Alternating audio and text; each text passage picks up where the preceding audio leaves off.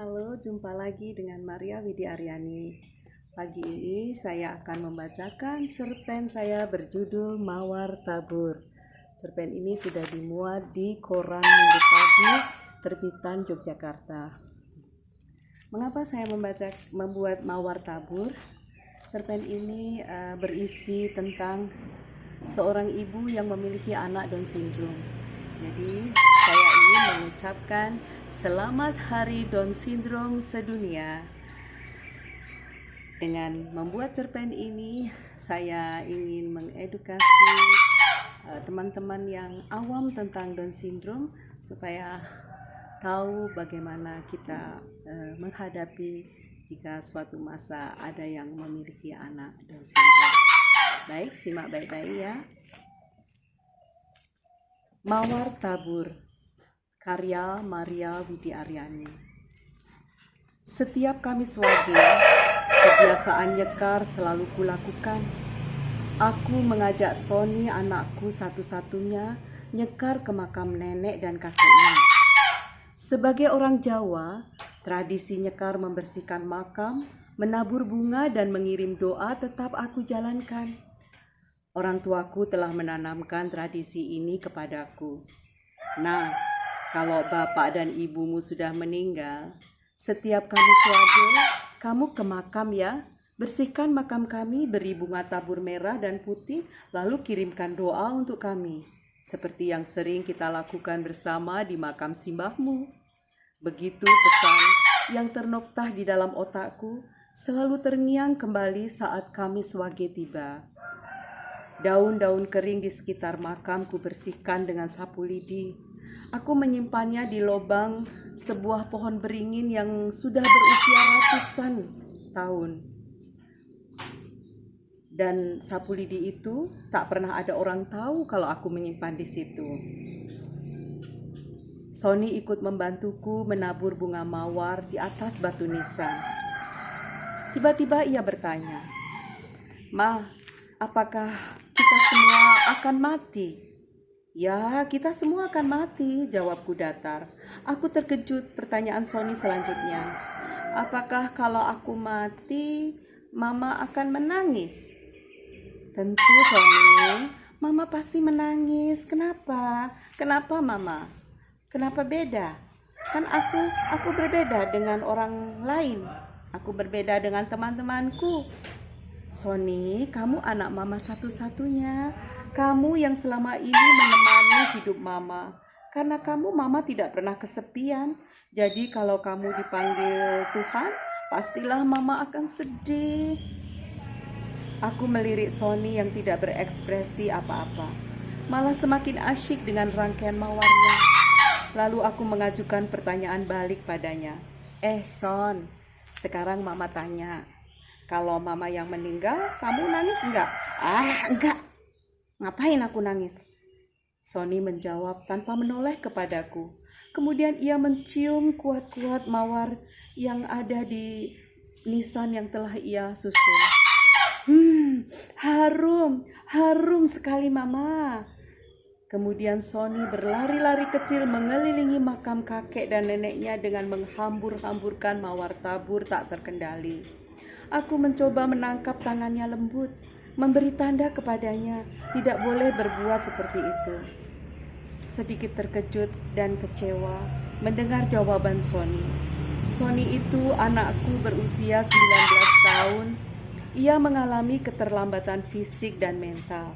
Segala tingkah laku dan pemikirannya seperti anak berusia 13 tahun. Jadi umur 19 tahun seperti anak berusia 13 tahun. Ketika usia kandunganku 4 bulan, dokter telah mengetahui kondisi bayi yang kukandung. Ia memiliki kelainan kromosom.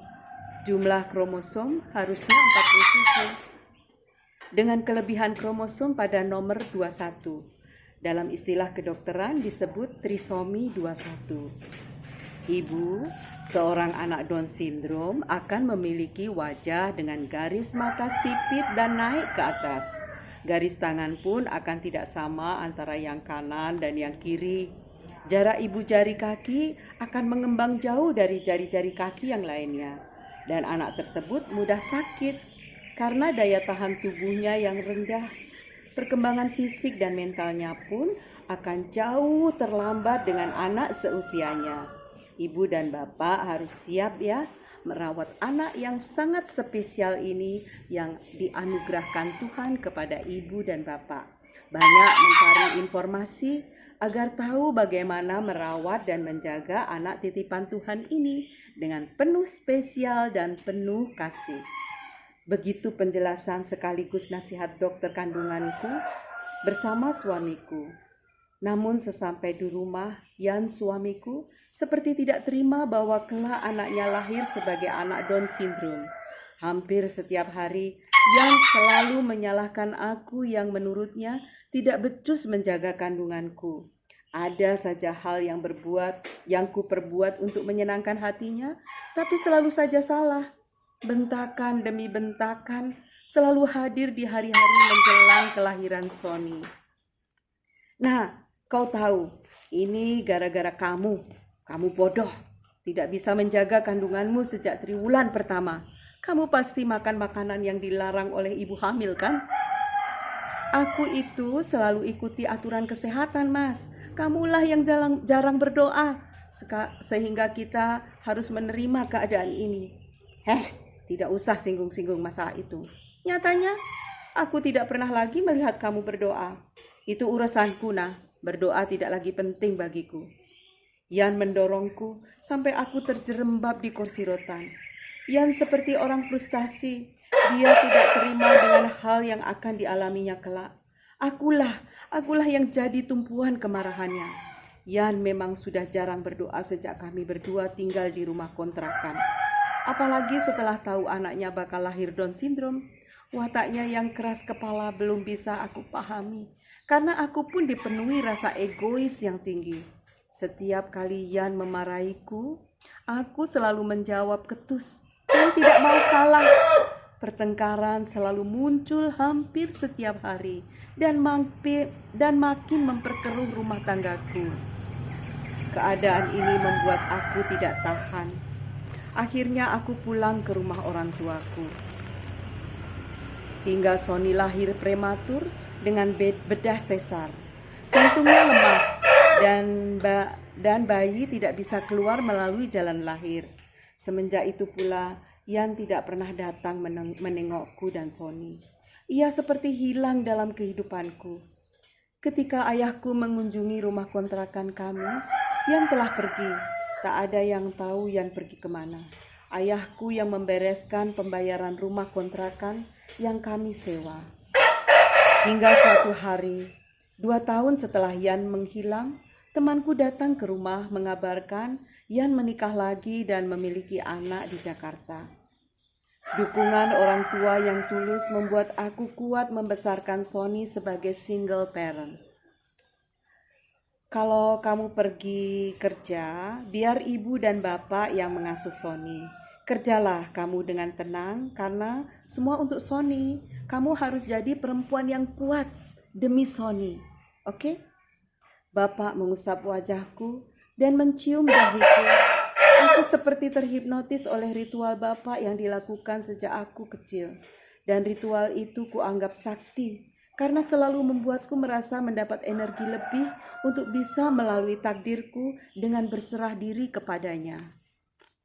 Ketika Sony berusia 8 bulan, ia divonis dokter jantung harus operasi karena klep jantungnya tidak normal. Sony sering mengalami kesulitan bernafas, tubuhnya sulit gemuk dan mudah kena sakit. Setiap makan selalu muntah, hanya bisa minum susu. Hal ini membuatku sering izin untuk masuk kerja. Untung pimpinanku baik hati dan sangat perhatian kepadaku. Aku diperlakukan sebagai karyawan yang penuh dispensasi. Saat itu operasi dan pemulihan kesehatan Sony harus ditempuh selama 3 bulan. Jantungnya masih terlalu kecil sehingga belum tersedia peralatan operasi di Rumah Sakit Yogyakarta.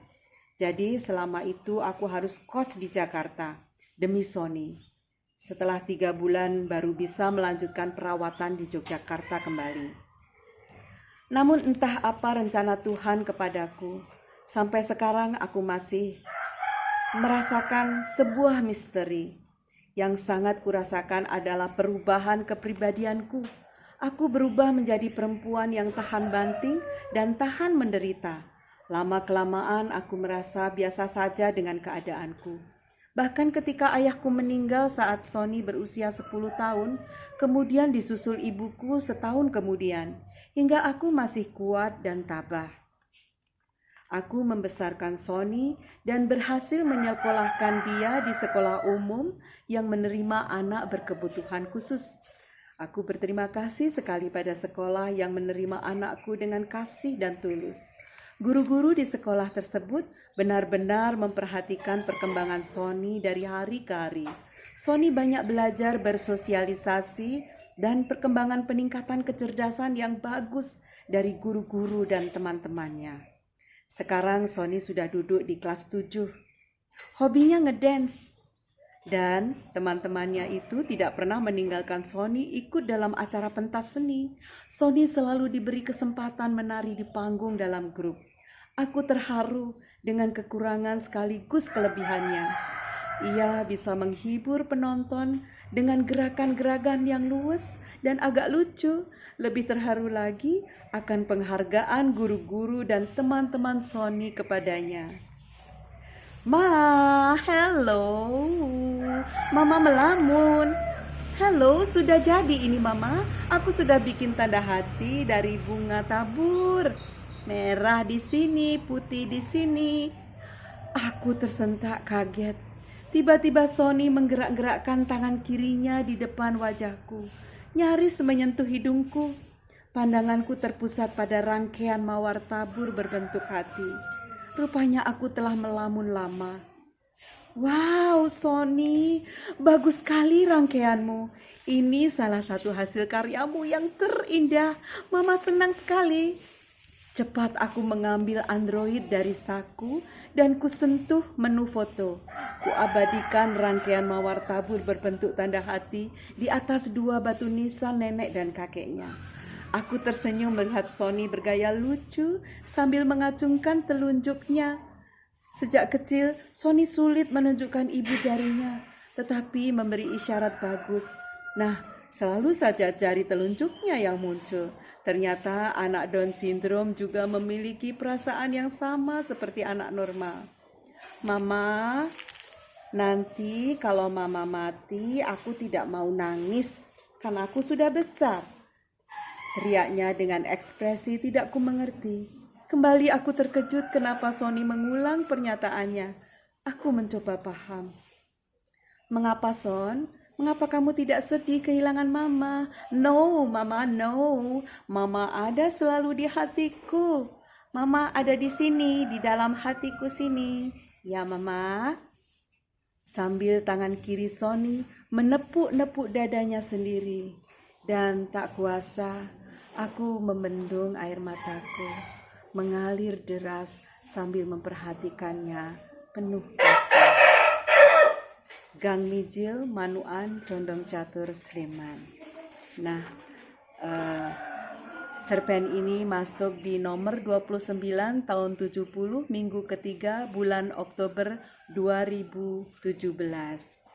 Cerpen yang saya dedikasikan untuk anak-anak Down syndrome di seluruh dunia.